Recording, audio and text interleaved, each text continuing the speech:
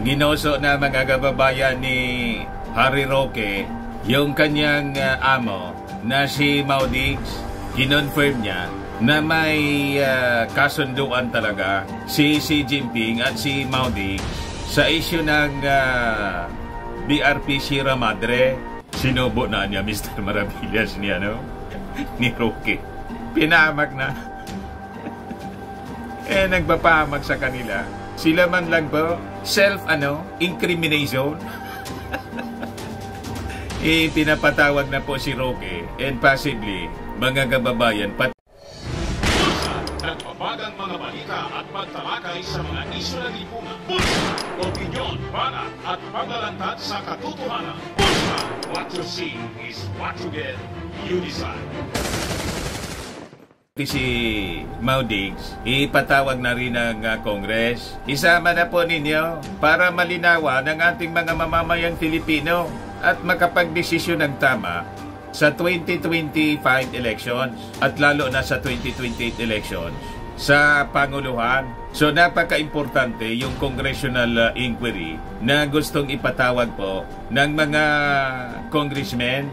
Pinangungunahan ngayon ng Makabayan Black, si Franz Castro po ng ACA Party List, yung nag-file yata ng resolusyon na nananawagan para sa congressional investigation.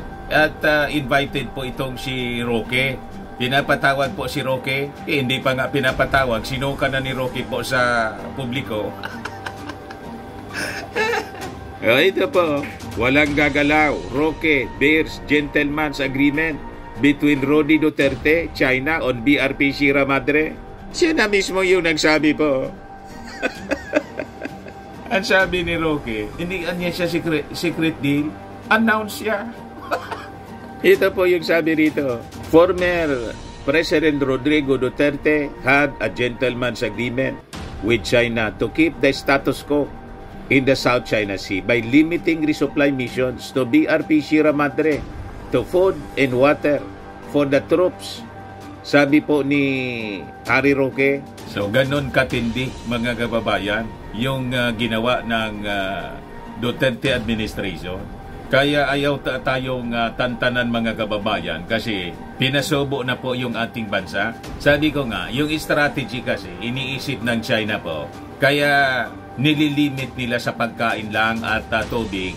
Binabawal nila at nag-agree yung previous administration, si Mao Diggs, sa mismo nguso mismo ni nanggaling spokesman si Harry Roque, nag-agree na tubig at pagkain lang, hindi papayagan yung pagdala ng mga construction na materials para i-retrofit o reinforce o ayusin yung BRP Sierra Madre. Kasi po, ang objective ng China, mga kababayan, na lumalabas, pumayag si Digong.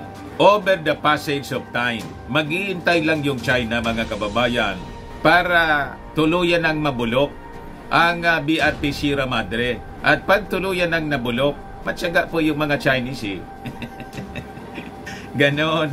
At pag tuluyan ng nabulok at inhabitable na po, di na pwedeng gawing outpost ng ating Philippine Navy, ng Armed Forces, mapipilitan yung ating gobyerno po na alisin yung ating mga tropa na nakabantay po doon. O di kanina na, mga kababayan, yung territory. Ganon ang agenda ng China. In which case, lumalabas sa revelasyon, mga kababayan, ni Harry Roque, pumayag si Mao Diggs. You see, mga kababayan, kasi po si Mao Diggs, barkada ni Xi Jinping. Tama yung sabi ni Franz Castro, na halos niya ibininta na tayo. That's the term na ginamit ni Franz Castro. Ibininta na niya tayo sa China ng previous administration. May gentleman's agreement. Sabi mismo ni Roque. Roque said the deal was not a secret since it had been mentioned by former Foreign Affairs Secretary Alan Peter Cayetano na ang kasunduan nila is status quo lang niya. Walang gagalaw lang. Ayan nating mabulok ang Sierra Madre. Walang gagala, walang magagawa ng kahit anong improvements at walang magiging problema. Pagdating po sa ayungin, ang usapan talaga dahil dito sa status quo agreement ng Pilipinas at ng China sa panahon ni dating President Rodrigo Roa Duterte. Tubig at pagkain lang ang dadalhin doon sa Sierra Madre. Nakita ninyo mga kababayan kung paano tayo pinagluloko ng previous administration. Paano ibininta yung intereses ng ating bansa. Kaya payag kayo na to make over sila po.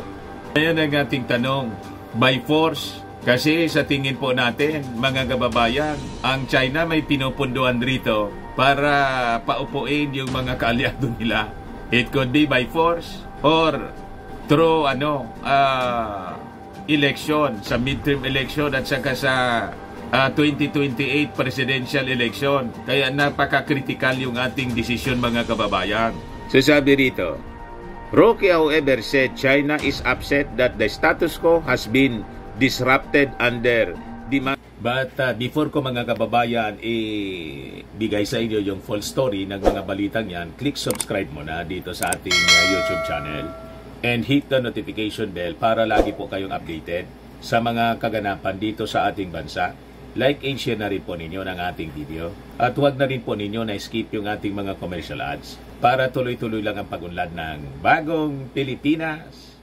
Sa mga naganap ng malinis and spacious fitness gym, pumunta na lang po kayo sa aming Colossal Fitness Gym. We also offer Grab car rental with our brand new 2023 model ng Toyota Innova. We also accept booking for those who are planning to travel via PAL, Cebu Pacific, and other airline companies, local and international, and Meralco Bills, Aleco Bills, PLDT, etc. Ang Colossal Fitness Gym is located at 3rd floor Security Bank Building, Lanco Business Park, Legazpi City, Albay. For inquiries, look for Gilon Maravillas. Contact number 0966-802-0949. Lagi na pong matao sa amin. Na-set up na rin yung aming mga bagong gym equipments. May treadmill na rin po kami. Ito naman po yung bago naming product na binibenta online. iGlow Serum, whitening po siya. Tingnan ninyo yung epekto sa aking anak na architect before and now. Yung mga inquiries po ninyo, dumiretso na lang kayo sa kanyang Facebook account, Riz Maravillas. Ito naman po, Firmax Firming and Lifting Cream, pinapahid po sa mga pulses and affected area. Mainam po siya sa mga pains, mga paninigas na mga kaso-kasuan. Pinapahid-pahid lang po siya sa mga pulses. Ito naman po, Automax Radiant Serum. Sa mukha naman yung application. Anti-aging po siya. You will look 10 years younger than your age. Sa mga cancer patients naman po, baka lang gusto ninyo itong itry. Ningxia Red Mix Fruit Drink. Hindi man po siya gamot, food supplement siya. Kaya lang, gawa siya mga kababayan sa goji berry. Yung goji berry may anti-cancer properties. Yung mga inquiries po ninyo, dumiretso na lang kayo sa aming messenger sa Facebook para masagot namin agad. Ayos pa? Ayos na ayos niya, Mr. Maravillas. Marcos administration, the Philippine boats supposedly bringing repair equipment to the grounded vessel. Ayan mismo ang sinasabi ni Roque. Hindi yan tumapad yung gobyerno natin. Kasi imbes na tubig at pagkain lang, nagdadalaan niya ng mga construction materials doon. Kaya hindi inayaan ng inaharag na, binobomba po, wina-water cannon. So kinonfirm nila na may agreement. Sabi ng ating Pangulong Bongbong Marcos, kung mayroon man anyang kasunduan, kasi wala man ang akong nakita, yung black and white. Pero ngayon, sabi, verbal lang. Hindi pa pwede yung verbal po. Ginawa nilang verbal kasi it is unconstitutional. Yung isurrender mo yung ating sovereign rights sa pamamagitan ng ganitong mga aksyon, malinaw na you are surrendering your sovereign rights. Tama po? Sabi ng ating Pangulong Bongbong, I rescind it anya kung mayroon. So ito yung pinalalabas nila na rason kung bakit nag-escalate yung tension. Ang sinisisi pa yung ating Pangulong Bongbong Marcos. Kaya gustong pa-resignin ni Alvarez para niya ma-de-escalate. Ang paupuin po si Inday. Siguro pagkakamali ng China, ang China kasi hindi pumapasok sa kasunduan sa mga personalidad at kanilang pinapasok ang kasunduan sa panig ng mga gobyerno. Hindi naman ata sumang-ayon ang Presidente PBBM sa ganitong usapin. Akala lang nila ay dahil kasunduan yan na nare-reach sa pinakamataas na level ng President at ng Secretary ng Foreign Affairs, i-binding on the Philippines, sabi ni Roque. You see, mga kababayan, hindi man po pwede, hindi po obra ang mga ganitong sistema, makipagkasundo ka verbally, gentleman's agreement. Ano yan? Pagkatapos, mga kababayan, yung binding na written decision ng UNCLOS, ayaw nilang kilalanin. Ano yon? Kaya sabi po, mga kababayan ni NSC, Assistant Director General Jonathan Malaya, dapat niya magpaliwanag itong si Roque. Kaya po, NSC tells Roque explain gentleman's agreement between Manila and Beijing on WPS. We are not aware niya of any gentleman's agreement between China and the Philippines. The good former secretary should be one to explain to the public his statement, since such an statement, if it exists, infringes and violates our sovereignty as a nation, sabi po ni Malaya. So laki pong pananagutan ng previous administration. Kaya po nagmamadali sila kung mauto nila ang ating Pangulong Bongbong Marcos na gusto nilang pa-resignin, iluklok si Inday. Tuwang-tuwa niya ng mga taga-China. Si Xi Jinping, mga kababayan. So sabi rito, Malaya also, the National Task Force for the West Philippine Sea spokesperson, was referring to Roque's claim that former President Duterte had a verbal agreement with China not to construct and repair Philippine facilities in the WPS, including refraining from sending construction materials for BRP Sierra Madre. Roque said, the agreement does not involve the towing or removal of the BRP Sierra Madre from Ayungin Shoal. He also admitted the agreement was non-binding on President Marcos. Sabi po ni Malaya, China niya has repeatedly claimed that there was an alleged promise to remove or tow away BRP Sierra Madre from Ayungin Shoal. Insofar as the NTF WPS is concerned, we have not seen any document from the former administration that validates or confirms the existence of the so-called gentleman's agreement in the terms of such agreement under the previous administration. In any case, President Ferdinand Marcos Jr. has settled the matter that even if such exists, he has rescinded it. Therefore, China's repeated reference to such promises serves no purpose, as there is no legally binding agreement between the two countries under Marcos administration, sabi po ni Malaya. Ginagamit nila yon na justification, kaya sila nag-i-insist. Kasi nakipagkasundo po, verbally, yung previous administration, si Mao Diggs. Kaya, pinalalabas mga kababayan sa linya ng mga pananalita, yung China po, lumalabas, nagdidemand lang sila ng dapat na mangyari base doon sa so-called kasunduan po, verbal agreement, at pinalalabas, tayo pa yung hindi tumupad.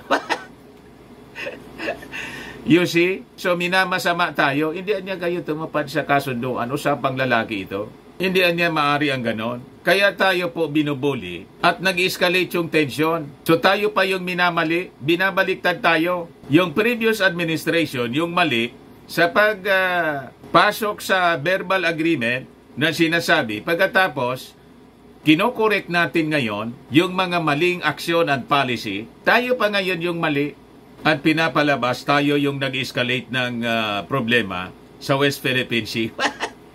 Ganon katindi ang propaganda mga kababayan ng China at ng kampo ng China dito po sa Pilipinas. So hindi niya legally binding yung agreement between the two countries under Marcos administration, sabi po ni Malaya. Malaya also said the Philippines has not violated the Declaration of Conduct as claimed by China. As has been seen by the world, the Philippines has acted with self-restraint in the conduct of activities and has not acted to complicate or escalate disputes that affect peace and stability. Yan po yung tama na pag-interpret, mga kababayan. At yun po ang tama na nangyayari. Hindi yung kwento ni Harry Roque. Ito yung kwento ni Harry Roque, mga kababayan, pakinggan po ninyo. Secret deal. Yan po ay talagang sinapubliko naman po ni dating Foreign Affairs Secretary Alan Peter Cayetano na ang kasunduan nila status quo. Walang gagalaw, walang maggagawa ng kahit anong improvements at walang magiging problema. So pagdating po sa ayungin, ang usapan talaga dahil dito sa status quo agreement ng Pilipinas at ng China sa panahon ni dating Presidente Rodrigo Roa Duterte, tubig at pagkailangan dadalhin doon sa Sierra Madre. No? Pero ang reklamo ng mga China ngayon ay taliwas doon sa naging kasunduan nung nakaraan ay nagdadala sila ng mga equipment, no? Para nga ayusin daw yung Sierra Madre. Kaya ganyan ang naging reaksyon ng China. Siguro, pagkakamali ng China, ang China kasi hindi pumapasok sa kasunduan sa mga personalidad. Akala nilang pinapasok sa kasunduan sa panig ng mga gobyerno. No? So, hindi naman ata sumang-ayon ang Presidente BBM dito sa ganitong usapin. Ang akala lang nila, dahil kasunduan niya na-reach sa pinakamataas na level ng Presidente at ng Secretary of Foreign Affairs, binding on the Philippines. Siguro nagkamali sila na hindi naman pumapayag na ganun ang maging polisiya ng BBM. No? Pero sa tingin ko, ang realidad, kung talagang patuloy na magpapadala tayo ng mga construction materials at repair materials dyan sa BRP Sierra Madre, ganyan ang magiging reaksyon ng. So malinaw mga kababayan, sell out ang ginawa ng previous administration. So kailangang papanagutin mga kababayan. At we are excited dito sa isasagawang congressional investigation kung saan pinatatawag po ng Congress si Harry Roque. At sabi nga natin, dapat pati yung dating Pangulong Digong.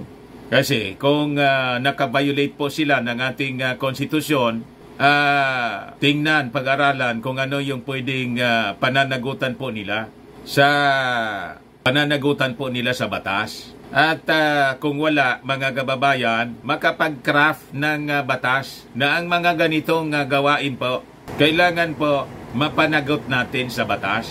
Kasi pag-traidor po ito sa ating bansa at sa mga mamamayang Filipino. Tama pa? Ayan man lang po mga kababayan. Ako po si Dante Maravillas. Bye-bye.